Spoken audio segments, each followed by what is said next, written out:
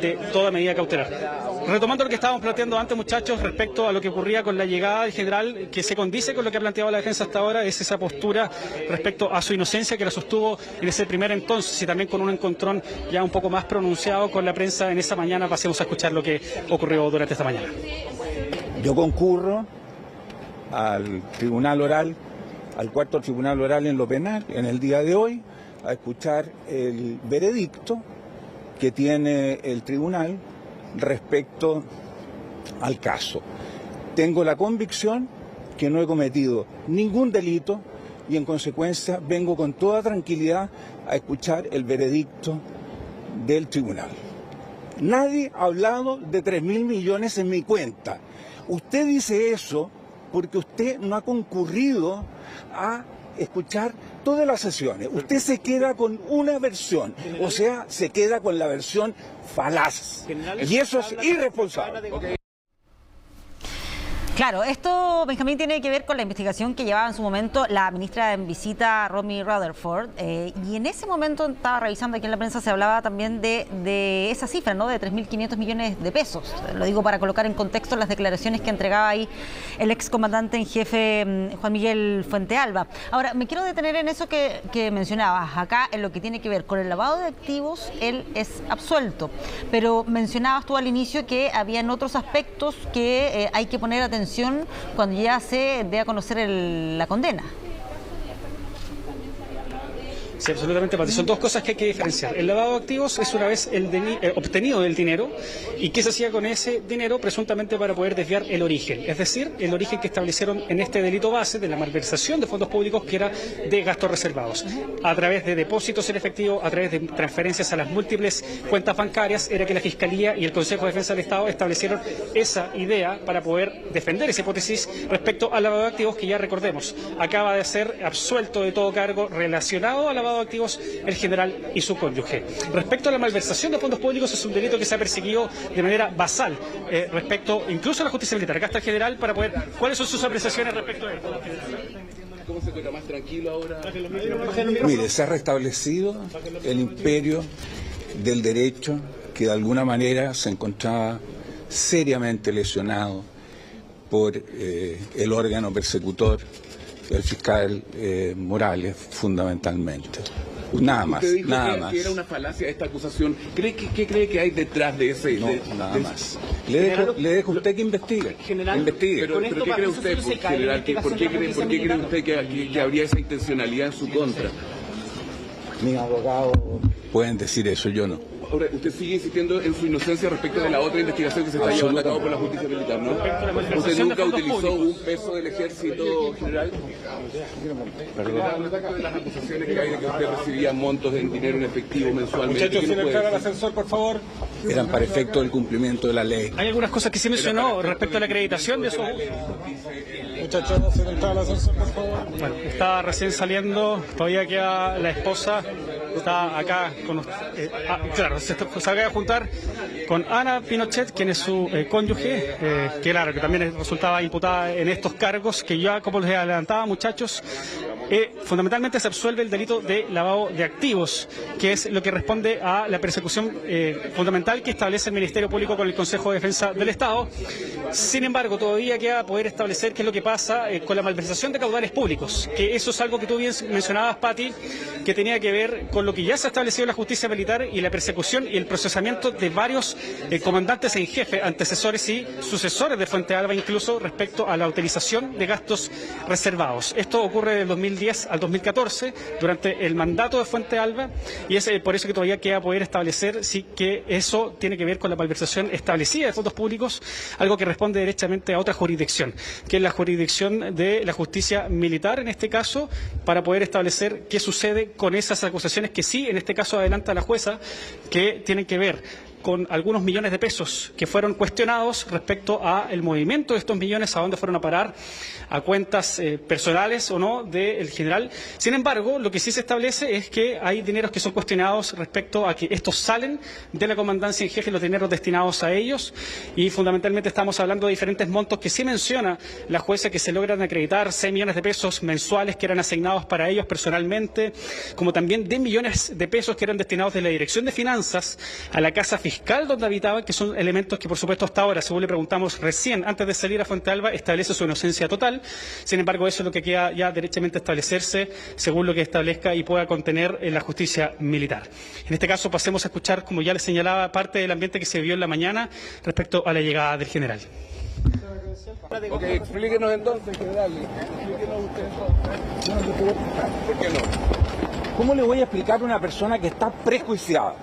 No, yo estoy diciendo de lo que... Usted está prejuiciado por expresiones falaces, ¿Y quién? por acomodaciones de la verdad. ¿Y quién ha hecho Y eso es esa- injusto. ¿Quién lo ha hecho y con qué fin? ¿A quién cree usted? No, Pero si usted mismo solamente asistió a cuando hablaba el fiscal. Pero yo vine a hablar con usted, conversar No, con usted si aquí. usted vino a hablar conmigo y yo le dije no hablo cuando estoy en juicio. Esa es mi conducta, no la conducta de otros. General, la postura de su defensa, si nos podría resumir cuál ha sido lo principal que defiende ¿Por su qué no vino a defensa. escucharla? Sí, estuvimos ahí, general, lo escuchamos.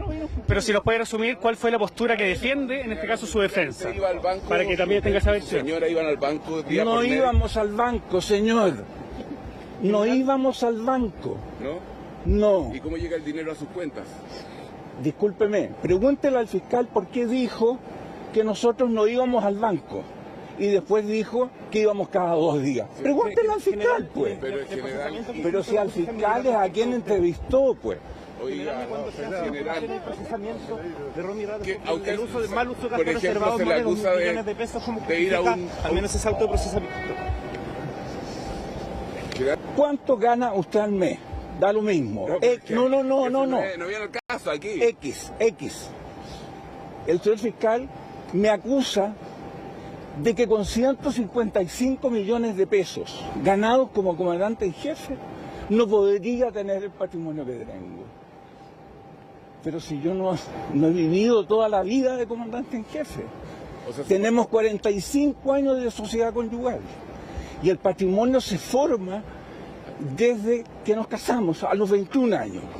En consecuencia, si yo lo acusara a usted, pero señor, ¿cómo tiene usted esto y esto?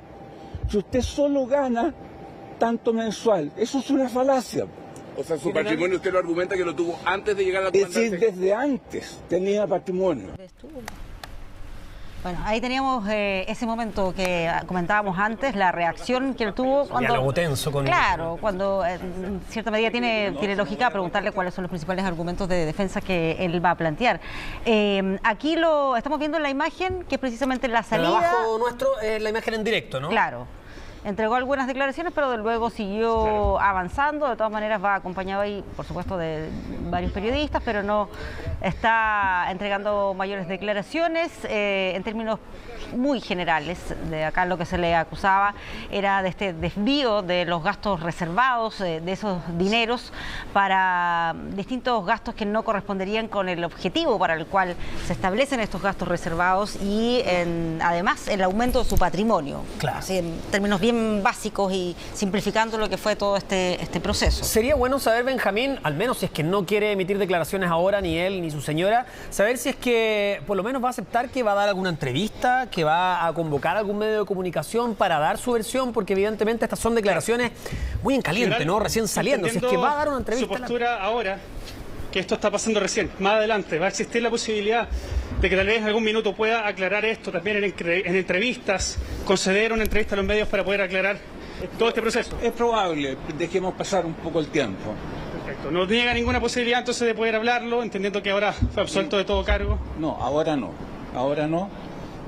Hay un proceso en desarrollo en la justicia militar y a mí me parece que lo prudente es no hablar.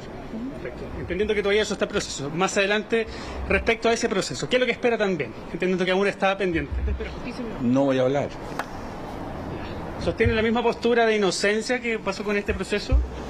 La señorita es testigo de lo que yo dije hace 327 días atrás, cuando llegué al tribunal, ¿Qué sostuvo en ese entonces? que soy inocente. Eso mismo lo sostiene para la otra justicia. No me voy a referir porque es un proceso abierto. Perfecto. Bueno, ahí hace harto hincapié el general entonces de lo que pasa con esta persecución que está en absoluto proceso.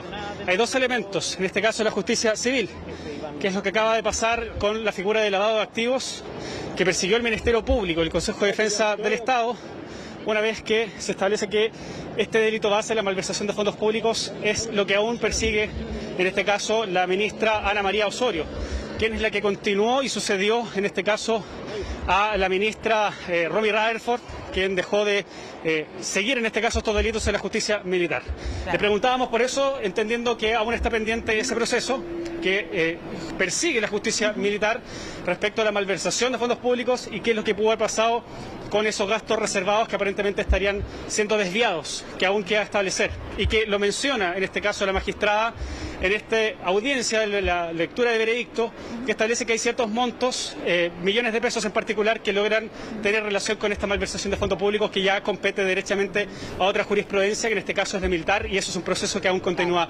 completamente abierto. Lo que no descarta es hablar con los medios para aclarar este punto de la justicia civil. Sin embargo, el proceso de la justicia militar es el que aún está pendiente, muchachos. Hoy está en desarrollo. Bien, muchas gracias, Benjamín, por contarnos lo que estaba ocurriendo y también ahí ayudarnos a entender más el proceso que se está desarrollando. Gracias, buenas tardes.